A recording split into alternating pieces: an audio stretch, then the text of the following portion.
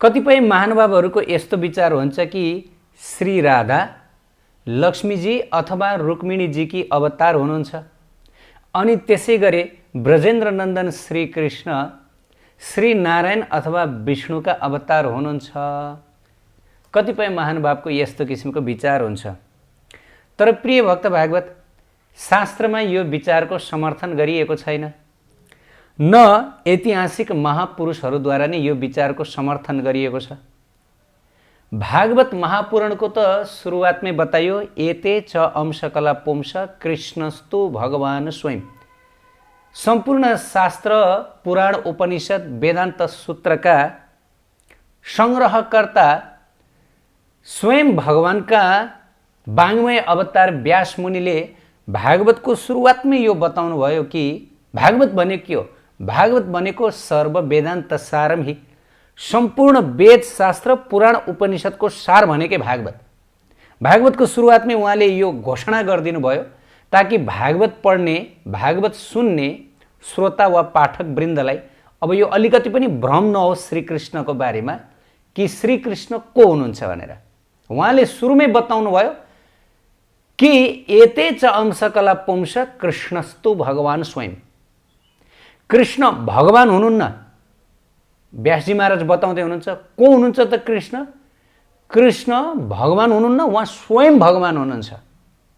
अब भगवान र स्वयं भगवानमा के अन्तर छ भन्दा, स्वयं भगवानका अवतारहरू जस्तै नारायण, त्रिविक्रम, नरसिंह, रामलाई चाहिँ भगवान भनिन्छ शास्त्रीय मतका आधारमा।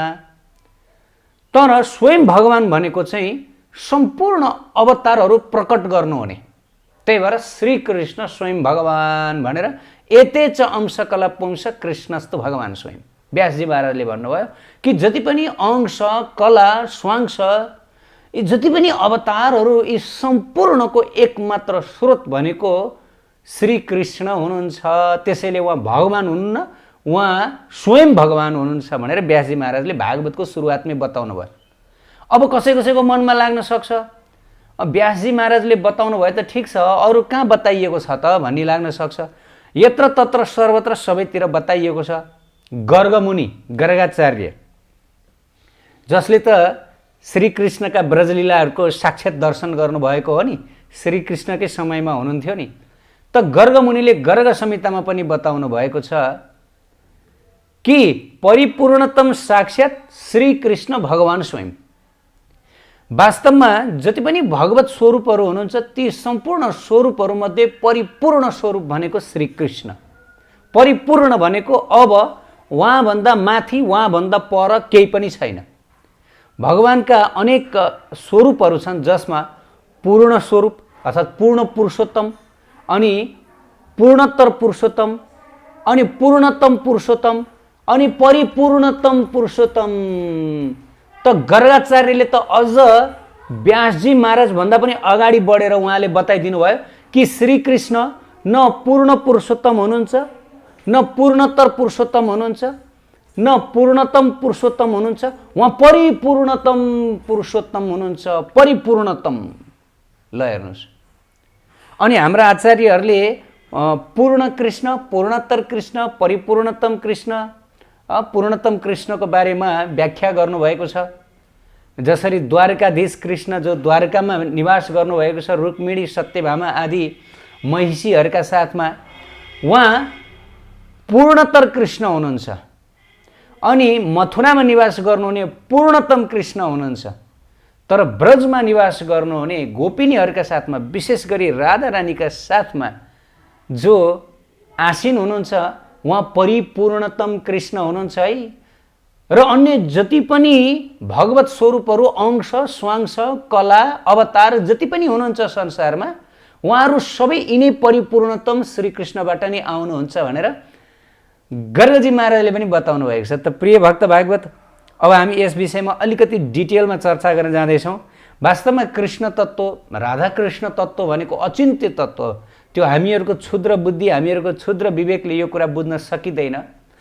तर पनि हाम्रा आचार्यहरूले शास्त्रमा जे उपदेश हामीहरूलाई प्रदान गरिबक्स्यो त्यसबाट हामीहरूले केही दिग्दर्शन गर्न सक्दछौँ, केही अनुमान लगाउन सक्दछौँ। यथार्थमा राधा कृष्णको तत्त्वलाई हामीले कसरी केलाउन सक्छौँ त्यो हाम्रो सामर्थ्य छैन। त प्रिय भक्त भागवत, जब परिपूर्णतम श्रीकृष्ण अर्थात् ब्रजेन्द्र नन्दन श्रीकृष्ण राधा रानीका साथमा आसीन हुनुभएको श्रीकृष्ण नै अब परम भगवान हुनुभयो, उहाँभन्दा पर कोही छैन भन्ने कुरा त हामीले थाहा पायौँ। त जब उहाँ यस धरतीमा अवतीर्ण हुनुहुन्छ त शास्त्रमा यो पनि बताइएको छ, परिपूर्णतम कृष्ण यस पृथ्वी लोकमा अथवा यस ब्रह्माण्डमा सधैँ अवतार लिनुहुन्न। त्यसको लागि अलिकति पृष्ठभूमि बनाउन जाँदैछु। ब्रह्माजीको एक दिनमा 8 अर्ब 64 करोड वर्ष हुन्छ। एक दिनमा ब्रह्माजीको एक दिनको मानव वर्ष 8 अर्ब 64 करोड वर्ष। त ब्रह्माजीको एक दिनमा 14 मनुको कार्यकाल रहन्छ। 14 मनुको कार्यकालमा यति बेला वैवस्वत मनुको कार्यकाल चलिरहेको छ। 7औं मनु वैवस्वत मनु र यति बेला वर्तमान समयमा वैवस्वत मनुको 28औं युग चक्र बितिरहेको छ अथवा 28औं कलियुग बितिरहेको छ। एक मनुको जीवनकालमा 71 दिव्य युग हुन्छ। एक दिव्य युग भनेको सत्य त्रेता द्वापर कली। जब यो सत्य त्रेता द्वापर र कलीले एक चक्र लगाउँदछ त्यसलाई एक दिव्य युग भनिन्छ। त एक मनुको कार्यकालमा के हुन्छ? 71 दिव्य युग समय रहन्छ। त अहिले 7औं मनमन्दरको 28औं कलियुग बितिरहेको छ। त प्रिय भक्त भागवत, अब भगवान श्रीकृष्ण जो परिपूर्णतम हुनुहुन्छ, जो गोलक वृन्दावनका राधानाथ हुनुहुन्छ, उहाँ प्रत्येक युगमा अवतार लिनुहुन्न। उहाँ ब्रह्माजीको एक दिनमा एकचोटि अवतार लिनुहुन्छ, बस एक दिनमा एकचोटि। त अरू बेला कसले अवतार लिनुहुन्छ भन्दाखेरि उहाँका अंश स्वांशहरूले अवतार लिनुहुन्छ। उहाँका अंश स्वांश भनेको वराह, वामन, नरसिंहदेव आदि भगवत अवतारहरू यस धरतीमा आउनुहुन्छ, लीला गर्नुहुन्छ, असुर मारण गर्नुहुन्छ, भक्तहरूको रक्षा गर्नुहुन्छ, धर्म स्थापना गर्नुहुन्छ, पापीहरूको संहार गर्नुहुन्छ। त स्वयं ब्रजेन्द्र नन्दन परिपूर्णतम श्रीकृष्ण चाहिँ ब्रह्माजीको एक दिनमा अर्थात् 8 अर्ब 64 करोड मानव वर्षको एकचोटि मात्रै आउनुहुन्छ, सधैँ आइरहनुहुन्न। हेर्नुहोस् है, अब यो द्वापर युगमा परिपूर्णतम श्रीकृष्ण आउनुभयो। अब अर्को द्वापर युगमा, अब यसपछि सत्ययुग आउँछ नि, फेरि त्रेता द्वापर कली आउँछ नि, किनभने यो त चक्र चलिरहन्छ। हामीले अघि नै चर्चा गरिसक्यौँ कि एक मनुको कार्यकालमा 71 दिव्य युग हुन्छ। अहिले भर्खर 28 बितिरहेको छ भनेदेखि अझै थुप्रो बाँकी छ नि। त अब आउने अन्य द्वापर युगमा वृन्दावनको लीला हुँदैन। बाँसुरी बजाउँदै राधा रानीका साथमा, गोपिनीहरूका साथमा अब श्रीकृष्णले लीला गरिबक्सिन्न। त्यस कारणले गर्दाखेरि वर्तमान समय, वर्तमान कलियुग कति भाग्यशाली छ, कति भाग्यशाली छ कि हामीहरूले भर्खरै मात्रै परिपूर्णतम भगवानको यो परिपूर्ण लीला देख्ने अवसर प्राप्त गर्यौँ। देख्ने अवसर प्राप्त नगरे पनि कमसेकम भर्खरै मात्र यो लीला, यो धराधाम अर्थात् यो भूतलबाट के भयो? अप्रकट भयो। त हामी भाग्यशाली छौँ, तर हामीहरूले यो भाग्यको सदुपयोग गर्न सकिरहेका छैनौँ कि वास्तवमा यो कलियुगका जो जनहरू यति भाग्यशाली, यति उनीहरूमा कृपा भएको छ कि 8 अर्ब 64 करोड वर्षपछि परिपूर्णतम भगवानले लीला गर्नुभएको छ र उहाँलाई प्राप्त गर्ने अवसर प्राप्त भएको छ। अन्य युगमा परिपूर्णतम श्रीकृष्णलाई प्राप्त गर्ने यो अवसर बडा दुर्लभ। अन्य युगहरूमा भगवानका अन्य अवतारहरूलाई प्राप्त गर्न सकिन्थ्यो। प्रहलाद महाराजले नरसिंह भगवानलाई प्राप्त गर्नुभयो, ध्रुव महाराजले विष्णु भगवानलाई प्राप्त गर्नुभयो, त्रेता युगमा श्री राम भगवानलाई प्राप्त गर्नुभयो। तर परिपूर्णतम श्रीकृष्णलाई प्राप्त गर्न त 8 अर्ब 64 करोड वर्षको एकचोटि मात्रै जगतवासीले यो अवसर प्राप्त गर्दछन्, किनभने बडा विशिष्ट हो नि, बडा विशिष्ट हो नि। त प्रिय भक्त भागवत, अब यस सम्बन्धी केही थप चर्चा परिचर्चा गरौँ शास्त्रको प्रमाणद्वारा। हामीले अघि नै चर्चा गऱ्यौँ, चैतन्य चरितामृतमा बताइयो राधा पूर्ण शक्ति, कृष्ण पूर्ण शक्तिमान, दुई वस्तु भेद नै शास्त्रे र प्रमाण। राधा पूर्ण शक्ति, कृष्ण पूर्ण शक्तिमान। राधा र कृष्णमा कुनै भेद छैन, उहाँहरू दुवै एउटै हुनुहुन्छ भनेर शास्त्रमा यस प्रकार उपदेश दिएको छ। त भक्तले कहिले पनि राधा कृष्णलाई फरक फरक छुट्याउनुहुन्न, देख्नुहुन्न, नत्र भनेदेखि गडबड हुन्छ। त प्रिय भक्त भागवत, अब जब श्रीकृष्ण परिपूर्णतम श्रीकृष्ण यस धराधाममा आउनुहुन्छ तब सम्पूर्ण अंश स्वांश नारायण, विष्णु, नरसिंह, वामन, वराह, इवन बुद्ध सम्पूर्ण अवतार परिपूर्णतम श्रीकृष्णको साथमा आउनु हुँदो रहेछ। कसरी आउनु हुँदो रहेछ शास्त्र प्रमाण यहाँ छ। प्रिय भक्त भागवत, सर्वेषां पश्यतां तेषां वैकुण्ठोऽपि हरिस्ततः उत्थायाष्टभुज साक्षात् लीनो भूत कृष्ण विग्रहे। त गरज संहिता एवं ब्रह्मवैवर्त पुराण आदिबाट यी प्रमाणहरू यहाँ जुटाइएको छ। स्वयं नारदजी अगाडि बताउनुहुन्छ, सम्पूर्ण देवताहरूले देख्दा देख्दै सम्पूर्ण देवताहरूको आँखा अगाडि महावैकुण्ठका अष्टभुजवाला श्रीहरि परिपूर्णतम श्रीकृष्णको विग्रहमा लीन हुनुभयो। यसको मतलब जब परिपूर्ण श्रीकृष्ण वृन्दावनमा आफ्नो लीला गर्नको लागि अवतीर्ण हुन लाग्नु भएको थियो, त्यो समयमा अष्टभुजी महावैकुण्ठ धामका अष्टभुजी 8 हात हुनुभएका श्रीहरि श्रीकृष्णको शरीरमा प्रवेश गर्नुभयो। किन भन्दा श्रीकृष्ण जब आउनुहुन्छ उहाँले आफ्नो सम्पूर्ण अंश स्वांश कला अवतार युग अवतार सबै अवतारहरू लिएर आउनुहुन्छ, सर्वशक्ति लिएर आउनुहुन्छ। यो कुरा त हामीहरूले थाहा पायौँ। त कसरी आउनुहुन्छ त भन्ने कुराको वर्णन यहाँ नारदजी अगाडि बताउँदै हुनुहुन्छ। महावैकुण्ठका अष्टभुजवाला श्रीहरि श्रीकृष्णको शरीरमा प्रवेश गर्नुभयो। यो यहाँको होइन, धामको लीला है।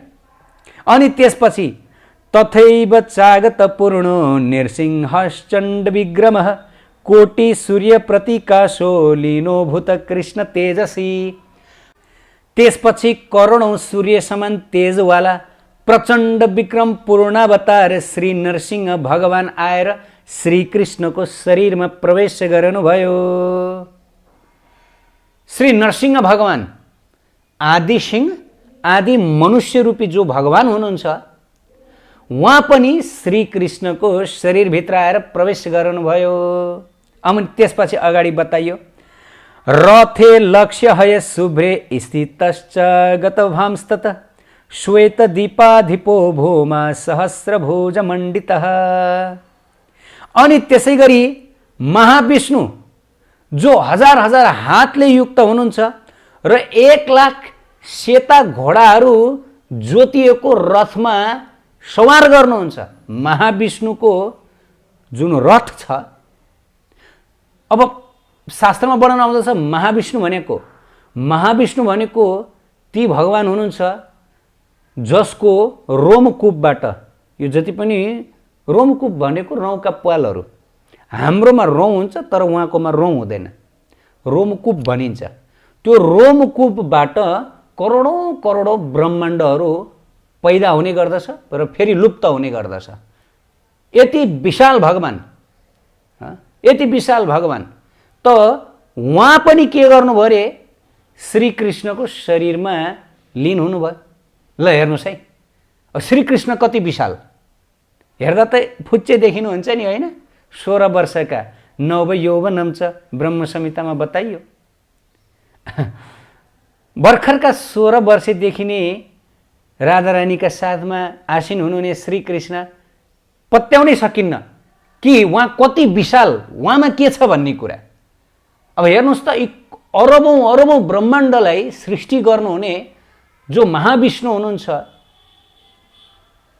कारणोदकशाही विष्णु, जसको रथमा 1 लाख दिव्य घोडाहरू जोतिएका छन्, अथवा 1 लाख दिव्य घोडाहरू उहाँको रथमा, श्वेतद्वीप निवासी विष्णु अनि महाविष्णु श्रीकृष्णको शरीरमा प्रवेश गर्नुभयो भनेर यस प्रकार बताइयो।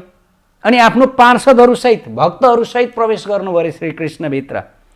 अनि त्यसपछि अगाडि बताइयो, श्रियायुक्त स्वयुद्धाढ्य पार्षदे परिसेवित सम्प्रलीनो वसुवासु सम्प्रलीनो बभुवासु स्वपि कृष्ण विग्रहे।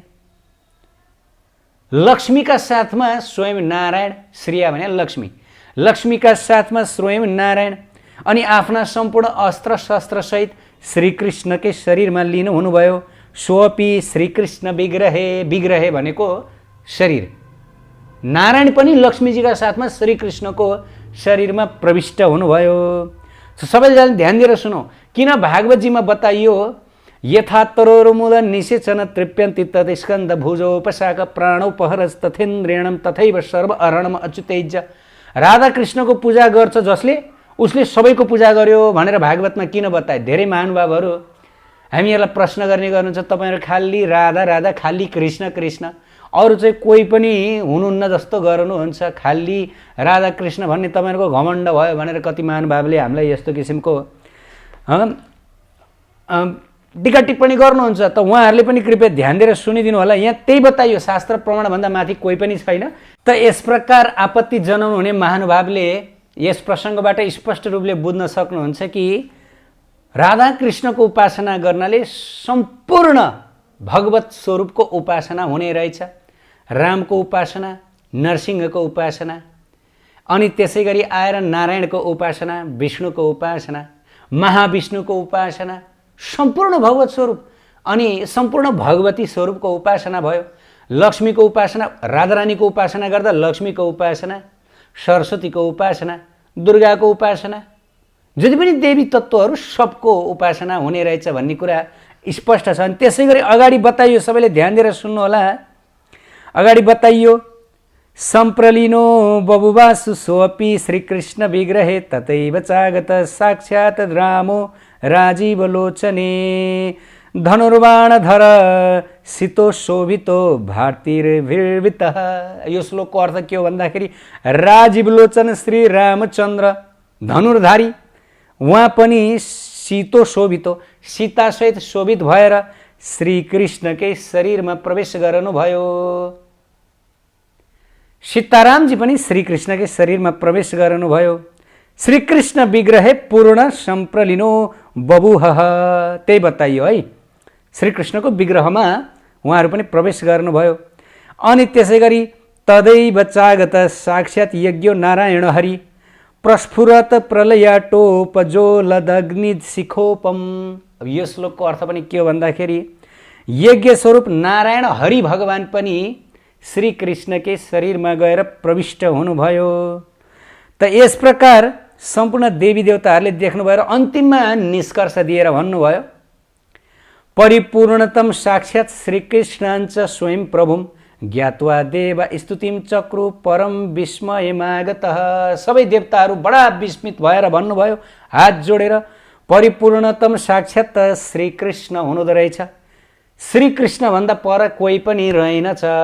लौ हामीहरूले दर्शन गऱ्यौँ भनेर देवी देवताहरूले एकै स्वरमा भन्नुभयो ज्ञात्वा देवा स्तुतिम चक्रु परम विस्मययागत।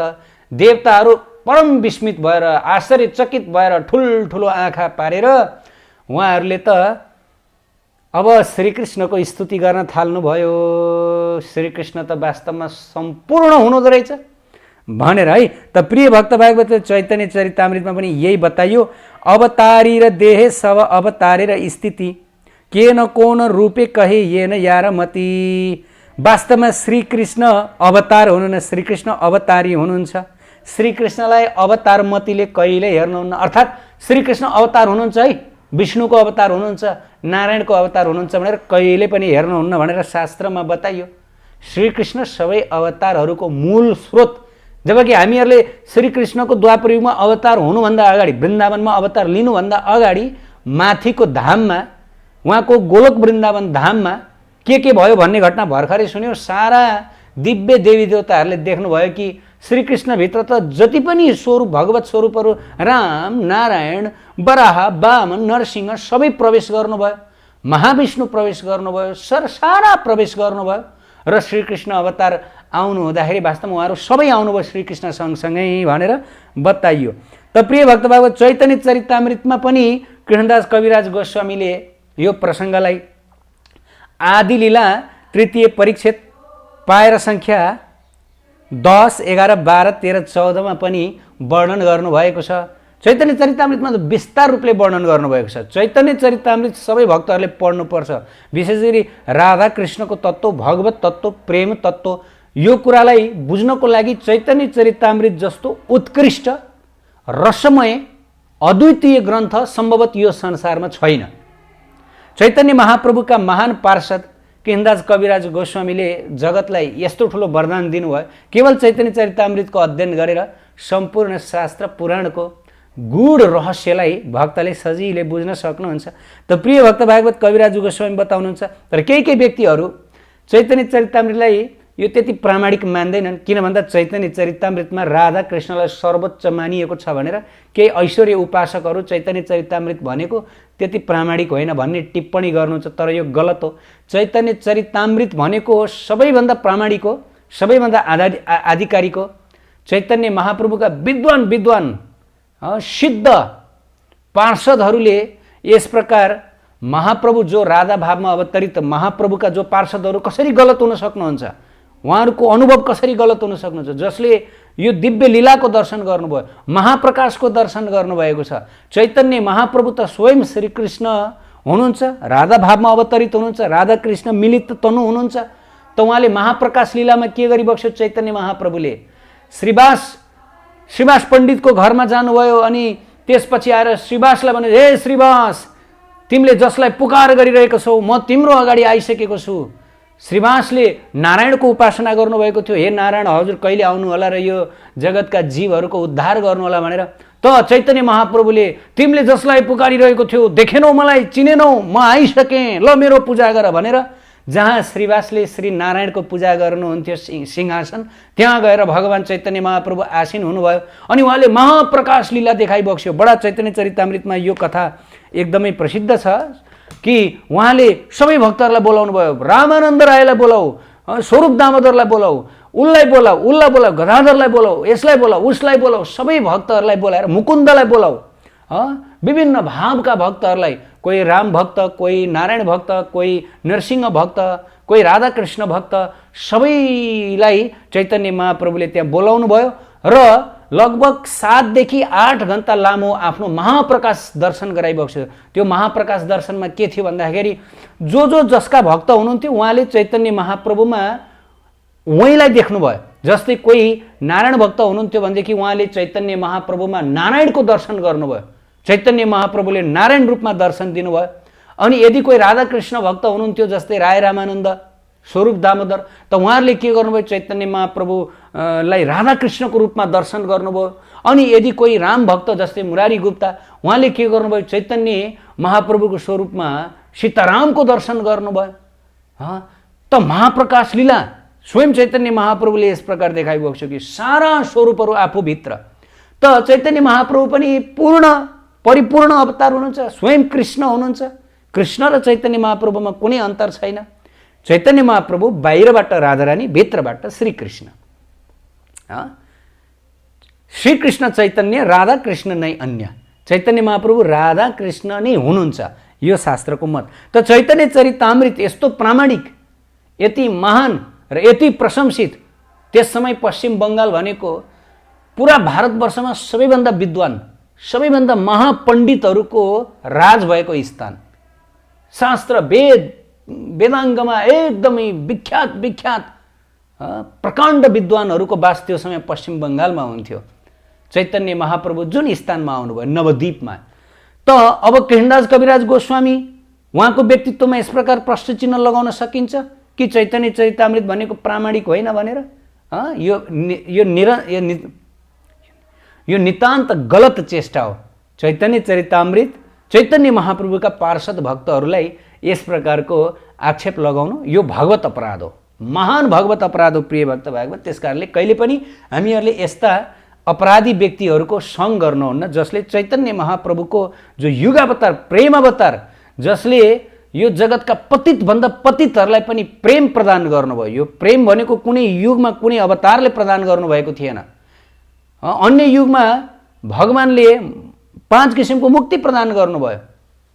सालोक्य, सायुज्य, सानिध्य, सामिप्य, मुक्ति प्रदान गर्नुभयो।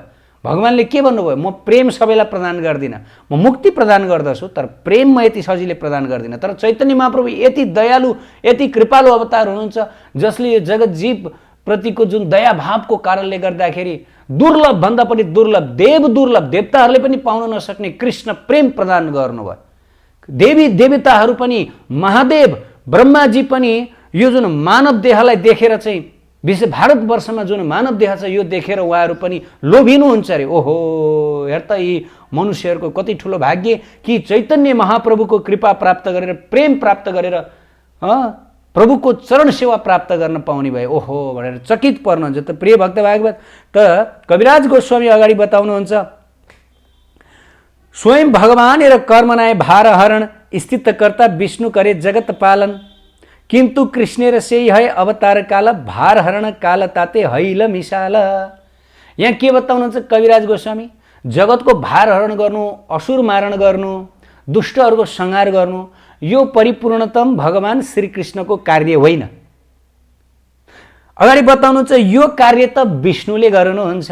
त जब श्रीकृष्ण यस धराधाममा लीला गर्न आउनुहुन्छ, उहाँभित्र जो निवास गर्नुभएको विष्णु हुनुहुन्छ। हामीले अघि नै चर्चा गऱ्यौँ कि परिपूर्णतम कृष्ण यस धरतीमा ब्रजलीला गर्न आउनु हुँदाखेरि उहाँभित्र विष्णु पनि प्रवेश हुनुभएको छ। त कविराज गोस्वामी अगाडि बताउनुहुन्छ, द्वापर युगमा पृथ्वीको भारहरण गर्नका लागि श्रीकृष्ण भगवानको अवतार भएको थियो भन्ने कुरा शास्त्रमा साधारणतया प्रचलित छ। तर पृथ्वीको भारहरण स्वयं भगवान परिपूर्णतम श्रीकृष्णको काम होइन। हेर्नुहोस् है, चैतन्य चरितामृतमा कविराज गोस्वामी बताउनुहुन्छ, यो परिपूर्णतम स्वयं भगवान श्रीकृष्णको कार्य होइन। जगतको स्थिति गर्ने अर्थात् जगतको पालन गर्नुहुने भगवान विष्णु, क्षीरोदकाशाही विष्णु भगवानले नै असुरहरूलाई मार्ने काम गर्नुहुन्छ। पृथ्वीको भारहरण गर्नका लागि जब भगवान विष्णुले अवतार लिनुभएको छ, त्यसै समयमा विष्णु श्रीकृष्ण भित्र समाहित हुनुभएको थियो। जब पनि असुर जस्तै पुतना, अघासुर, बकासुर, कंसको श्रीकृष्णले वध गर्नुभएको हामी देख्दछौँ, त्यहाँ ब्रजेन्द्रनन्दन श्रीकृष्ण, परिपूर्णतम श्रीकृष्णले वध गर्नुभएको होइन, उहाँबाट विष्णु भगवान बाहिर निस्केर वध गर्नुभएको। यहाँ त्यही भनियो चैतन्य चरितामृतको प्रमाण र साथसाथै पुराणहरूको प्रमाणबाट यो स्पष्ट भयो कि कृष्णभित्र निवास गर्नुहुने जो विष्णु भगवान हुनुहुन्छ, जगतका पालक हुनुहुन्छ, उहाँले नै असुरहरूलाई, कंस, बकासुर, अगासुर आदिलाई वध गर्ने काम गर्नुभयो। कृष्णले कदापि गर्नुहुन्न।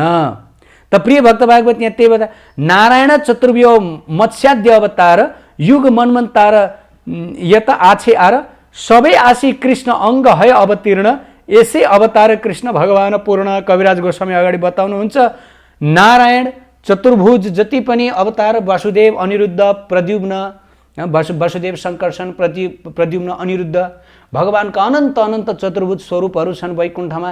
ती सम्पूर्ण अनन्त चतुर्भुज स्वरूपहरू मत्स्य अवतार, जुन माछा स्वरूपमा अवतीर्ण हुनुभएको थियो, अनि नरसिंह आदि अवतारहरू, युग अवतारहरू, मन्वन्तरहरू, यी सबै कहाँ आउनुभयो अरे? कृष्ण अङ्गे है अवतीर्ण, कृष्णको शरीरभित्र प्रवेश गरेर अवतार लिनुभयो उहाँहरू सबैले। यछे अवतारे कृष्ण भगवान पूर्ण। त्यस कारणले गर्दा कृष्ण नै पूर्ण भगवान, परिपूर्ण। हेर्नुहोस् है, अतएव विष्णु तखन कृष्णे र शरीरे, विष्णुद्वारा करे कृष्ण असुर संहारे। यहाँ स्पष्ट बताइयो, कृष्णको शरीरभित्र पहिल्यै विष्णु गएर निवास गरिसक्नु भएको थियो। अतः जहाँ जहाँ असुरहरूलाई श्रीकृष्णले वध गर्नुभएको जस्तो देखिन्छ, त्यो कृष्णले गर्नुभएको होइन, कृष्णभित्र निवास गर्नुभएको विष्णुले गर्नुभएको अरे। हेर्नुहोस् है, अनुसङ्ग कर्म यही असुर मारण, जे लागि अवतार कैसे मूल कारण। वास्तवमा असुर मारण गर्नु भनेको श्रीकृष्णको कार्य होइन, त्यो त श्रीकृष्णका अंश स्वांशहरूले गर्नुहुन्छ। तर श्रीकृष्णको अवतारको मूल उद्देश्य के हो त? त्यसमै किन त सम्पूर्ण अवतारहरू सहित कृष्ण आउनुभयो द्वापर युगमा परिपूर्णतम रूपमा, अनि कलियुगमा चैतन्य महाप्रभुका रूपमा किन आउनुभयो त? कविराज गोस्वामी अगाडि बताउनुहुन्छ, प्रेम रस निर्यास करिते आस्वादन, राग मार्ग भक्ति लोके करिते प्रचारण।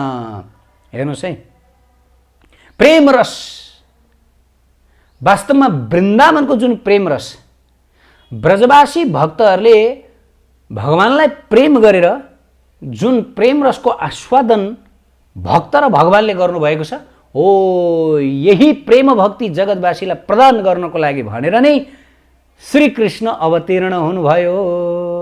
हेर्नुहोस् है, किन चैतन्य चरितामा अगाडि बताइयो कि वास्तवमा यो प्रेम भक्ति थियो, वृन्दावनको भक्ति थियो। यो भक्ति अरू कुनै पनि युगमा दिएको थिएन। अन्य युगमा वैकुण्ठको भक्ति दिएको थियो, ऐश्वर्य भक्ति दिएको थियो।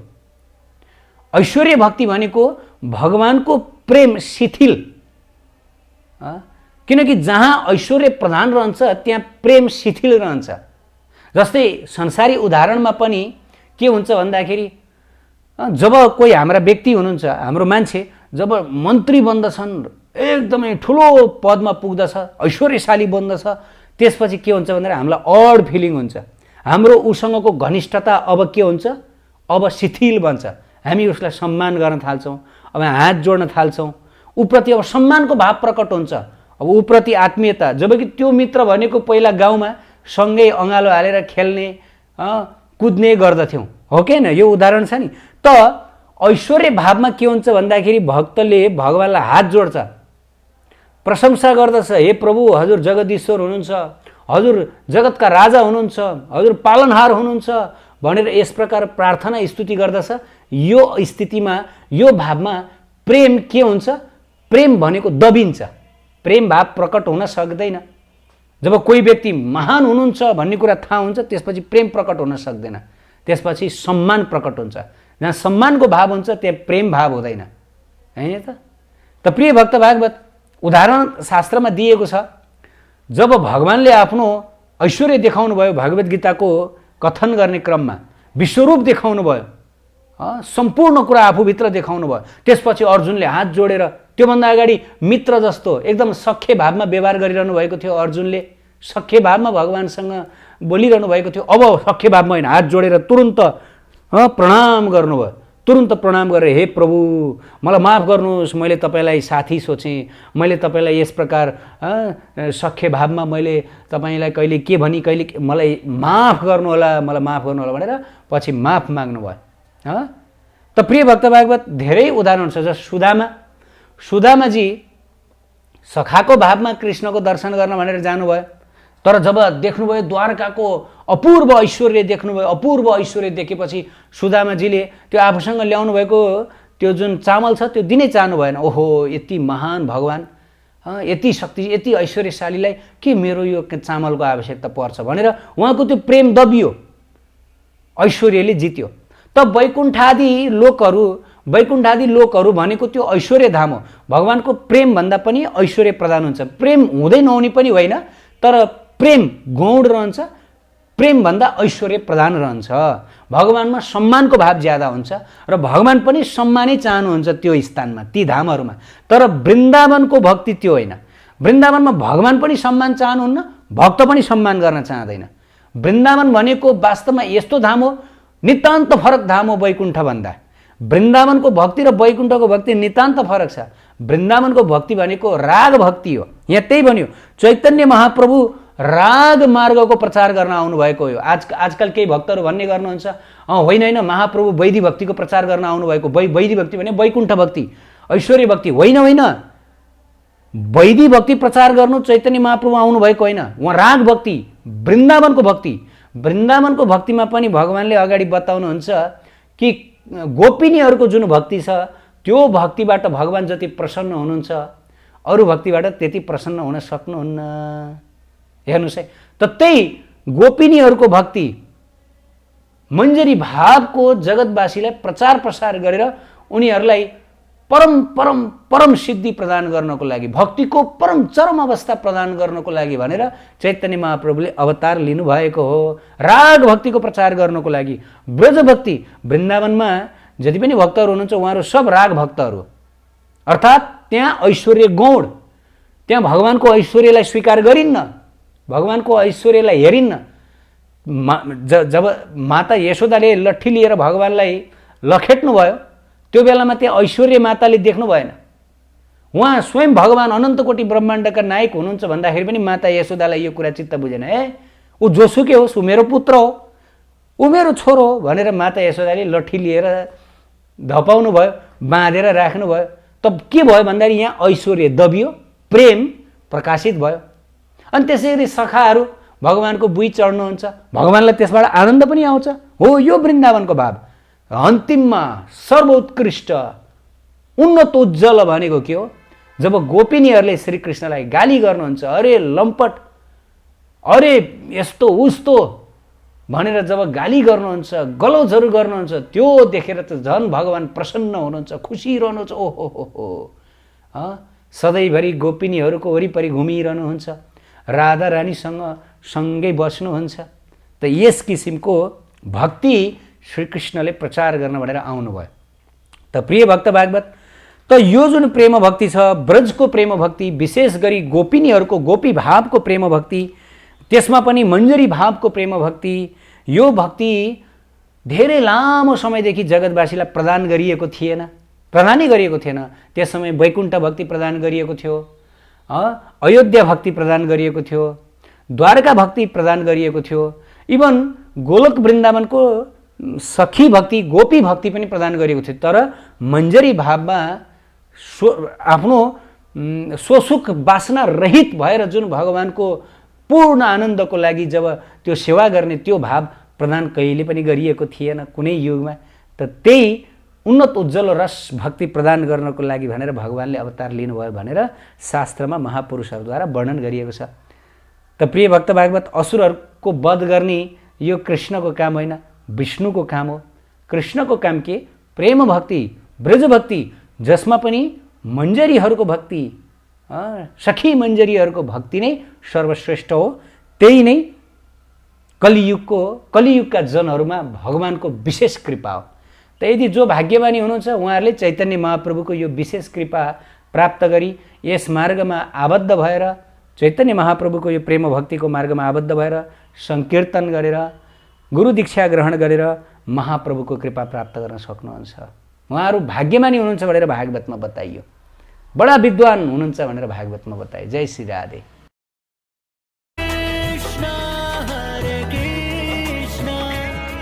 कृष्ण